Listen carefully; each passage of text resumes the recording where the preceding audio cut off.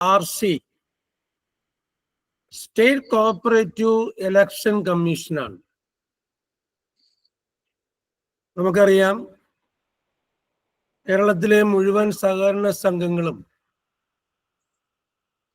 ഇപ്പോൾ പുതിയ ഭേദഗതി അനുസരിച്ച് സർക്കിൾ കോഓപ്പറേറ്റീവ് യൂണിയന്റെയും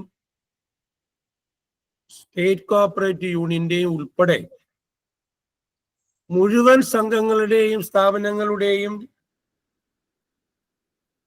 സഹകരണ സ്ഥാപനങ്ങളുടെയും ഇലക്ഷൻ നടത്തുന്ന ചുമതല സംസ്ഥാന തിരഞ്ഞെടുപ്പ് കമ്മീഷനാണ്, സ്റ്റേറ്റ് കോഓപ്പറേറ്റീവ് ഇലക്ഷൻ കമ്മീഷനാണ്.